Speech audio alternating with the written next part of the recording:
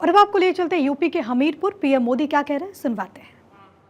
आपका मंगलसूत्र कहां पड़ा है और फिर आपकी जरूरत से ज्यादा जो भी है, जिसके पास नहीं है वो वोट जिहाद वालों को बांट देंगे।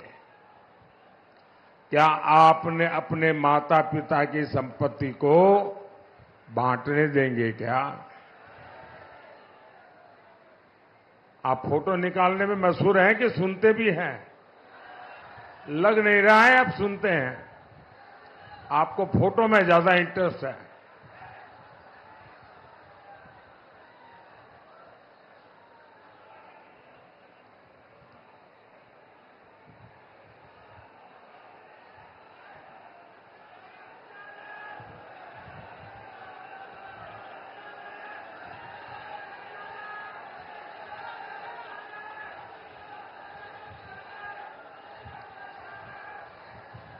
देखिए, जगह कम है, कृपा करके आगे आने की कोशिश मत कीजिए। जहां है वहां खड़े रहिए ना।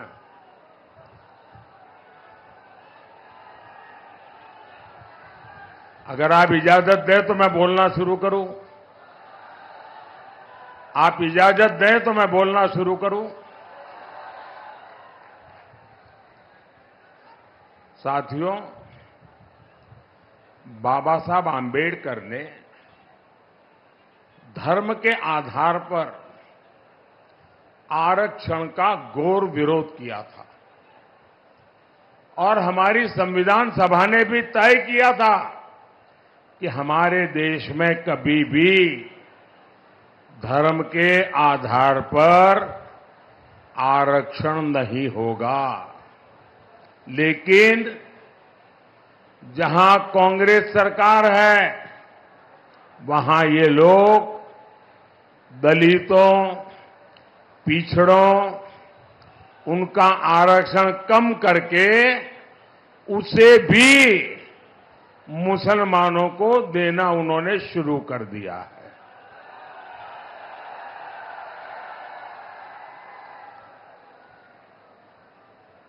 आप जानकर के आश्चर्य होगा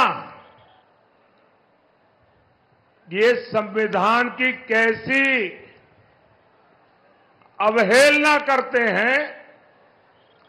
बाबा साहब आंबेडकर के सपनों को कैसे चूर चूर करते हैं। उन्होंने कर्नाटका में क्या किया? कर्नाटका में जितने भी मुसलमान हैं उन सबको रातों रात उन्होंने ओबीसी बना दिया। एक थप्पा मार के कागज निकाल दिया। इसका परिणाम यह हुआ कि जो पिछड़ों का आरक्षण था उसमें वो आ गए तो सारा डाका डाल करके ले गए और सारे पिछड़े रह गए। और यही मॉडल ये पूरे देश में लागू करना चाहते हैं। आप क्या हमारे एससी, एसटी, ओबीसी का हक लूटने देंगे क्या? छीनने देंगे क्या? सपा कांग्रेस को ये पाप करने देंगे क्या? साथियों, इतना ही नहीं, अब ये संविधान बदलकर एससी, एसटी, ओबीसी का पूरा आरक्षण मुस्लिमों को देना चाहते हैं। मैंने समाजवादी पार्टी से कहा था, अरे आप तो दिन रात पिछड़ों की बातें करते हो, पिछड़ों की राजनीति करते हो। आप तो हिम्मत करके ये पिछड़ों के साथ जो अन्याय करने का षड्यंत्र चल रहा है, पिछले दरवाजे से पिछड़ों का आरक्षण लूटने का जो जाल बिछाया जा रहा है, जरा उसका विरोध तो कीजिए। लेकिन ये सपा वाले मुंह पर ऐसा ताला लगा के बैठ गए, ऐसा ताला लगा करके बैठ गए कि वो बोलने को तैयार नहीं है क्या ये सपा वालों को भी माफ कर सकते हैं क्या? साथियों, कांग्रेस आपका आरक्षण खत्म कर रही है और सपा उसका समर्थन दे रही है। और किसकी खातिर?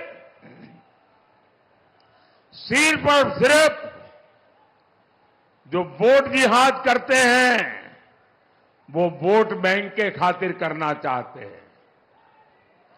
साथियों, सपा वाले तुष्टीकरण के लिए किसी भी सीमा तक जा सकते हैं। हमारे कल्याण सिंह जी देश के इतने महान नेता थे, उन्होंने पिछड़ों का इतना सम्मान बढ़ाया, उनका निधन हुआ तो सपा के मुखिया उन्हें श्रद्धांजलि देने तक नहीं गए। और कारण क्या है? कारण यही है कि हमारे कल्याण सिंह जी, बाबूजी राम भक्त थे, इसलिए मृत्यु के बाद भी कल्याण सिंह जी ने राम मंदिर के लिए अपनी सरकार बलिदान कर दी थी। अगर ये बाबूजी को श्रद्धांजलि देने जाते तो इनका वोट बैंक नाराज हो जाता। और वोट बैंक को खुश करने के लिए लोग क्या करते हैं? जब यूपी में एक माफिया की मौत होती है तो ये उसकी कब्र पर फातिहा पढ़ने पहुंच जाते हैं। साथियों, सपा कांग्रेस के कुशासन में बुंदेलखंड ने कितनी पीड़ा झेली है, कितनी बदहाली यहां हुई थी, ये लोग भूले नहीं हैं। एक जमाना था जब सूखा बुंदेलखंड की पहचान बन गया था। बूंद बूंद पानी के लिए हमारा बुंदेलखंड तरसता था। और सपा कांग्रेस की सरकारें क्या करती थी? योजनाएं निकालती थी, फीते काटती थी, दिए जलाती थी, अखबारों में एडवर्टाइजमेंट देती थी और फिर पैसा खा जाती थी। गर्मी में पानी की ट्रेनें चलाने की नौबत आ जाती थी। इतना ही नहीं, दुर्भाग्य तो वो था कि लोग स्टेशन पर जब ट्रेनें चलती थी वहां पहुंच करके शौचालय में जो पानी आता है ट्रेन में, मुफ्त राशन, मुफ्त इलाज और पक्के मकान दे रहे हैं। और मोदी सिर्फ इतने पर ही नहीं रुका है, अगले 5 वर्षों में ये सुविधाएं हर गरीब तक पहुंचेगी।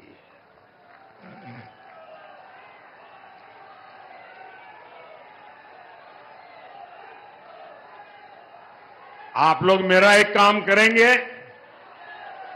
अगर आप सबके सब हाथ ऊपर करके बताते हैं तो फिर मैं बोलूंगा। क्या आप मेरा एक काम करेंगे? आप मेरा एक काम करेंगे? आप मेरा एक काम करेंगे? आप गांव-गांव जाते होंगे, अलग अलग बस्तियों में जाते होंगे। अगर कहीं पर भी आपको इक्का दुक्का ऐसे परिवार मिल जाए जिनके पास पक्का घर नहीं है, वो झोपड़ी में रहते हैं, कच्चे घर में रहते हैं, कोई ऐसे परिवार जिनको गैस का कनेक्शन नहीं मिला है, तो मेरी तरफ से मैं आपको कहता हूं, आप उनका नाम पता लिख करके मुझे भेज दीजिए।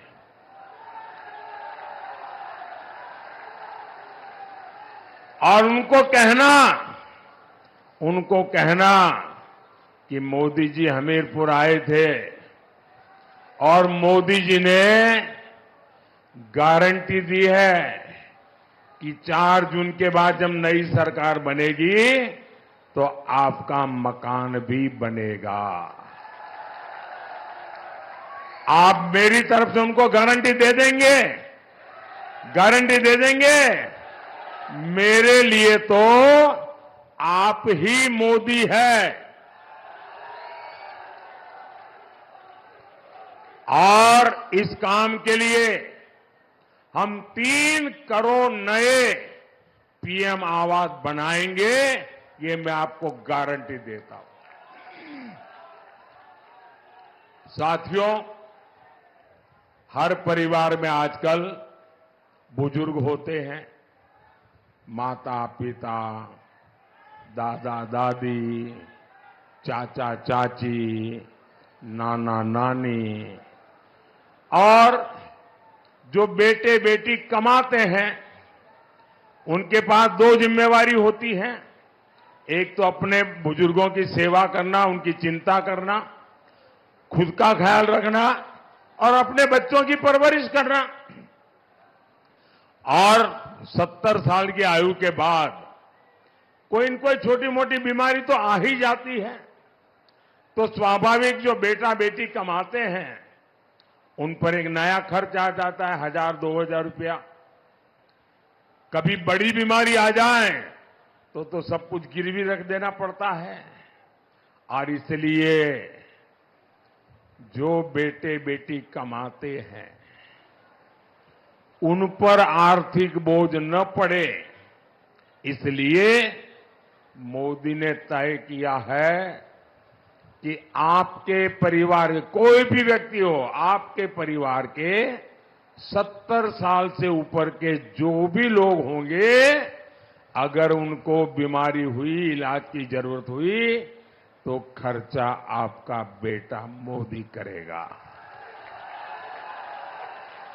अब वो इलाज का खर्चा आपको नहीं करना पड़ेगा। भाइयों बहनों, मेरा एक और संकल्प है, जो हमारी बहनें जिनके अंदर महारत है उनको मैं ऐसे नई नई चीजें सिखाना चाहता हूं, काम के अवसर देना चाहता हूं। और मैंने तय किया है कि मैं 3 करोड़ लखपति दीदी बनानी है मुझे। ये 3 करोड़ लखपति दीदी, ये बहुत बड़ा काम है, लेकिन मोदी को बड़े काम करने की आदत है।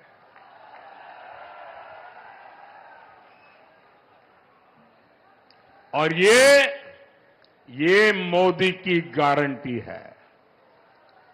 और इसके लिए मुझे आपके आशीर्वाद चाहिए। साथियों, पिछली सरकारें कहती थी बुंदेलखंड तो बिहड़ है, बिहड़, वहां कौन जाएगा? मैं कहता हूं बुंदेलखंड वीरता और विकास की धरती है। और वो कहते थे कौन जाएगा, मैं कहता हूं कौन नहीं आएगा। आज बुंदेलखंड एक्सप्रेसवे यहां विकास को रफ्तार दे रहा है। एक्सप्रेसवे के किनारे उद्योग धंधे लग रहे हैं। हमीरपुर में बड़ी बड़ी कंपनियां आ रही है। सुमेरपुर में सीमेंट फैक्ट्री भी लगी है। भाजपा सरकार देश में 2 डिफेंस कॉरिडोर बना रही है। मोदी ने तय किया एक डिफेंस कॉरिडोर वीरों की धरती बुंदेलखंड में बनेगा। हमारा प्रयास है कि युवाओं को बुंदेलखंड छोड़ करके जाना न पड़े। हमारा संकल्प है बुंदेलखंड उद्योग और रोजगार का केंद्र बने। साथियों, आज आल्हा उदल की धरती से मैं एक और प्रश्न पूछना चाहता हूं। आप मुझे बताइए,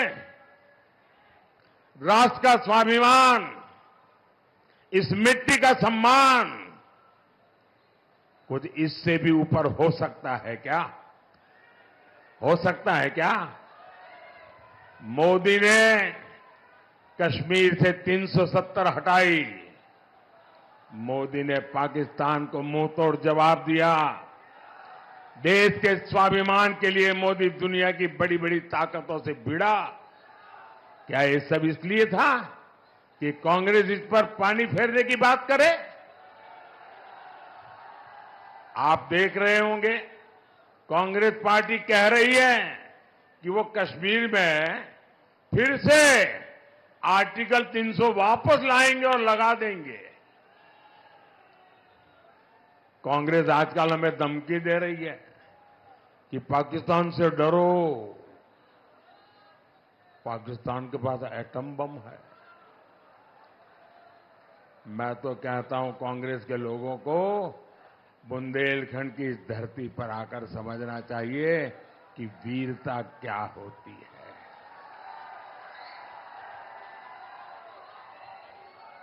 आप मुझे बताइए, हम पाकिस्तान को घर में घुसकर मारकर आए थे कि नहीं आए थे? पाकिस्तान ने फिर कभी मुंह उठाने की हिम्मत की क्या? पाकिस्तान के पास परमाणु बम है। इसकी धमकी देने वालों को पता नहीं है, उनको उसके रखरखाव का खर्चा नहीं है, उनके पास संभालने का खर्चा नहीं है। उनके पास साथियों, वो कहते हैं मिसाइलें हैं।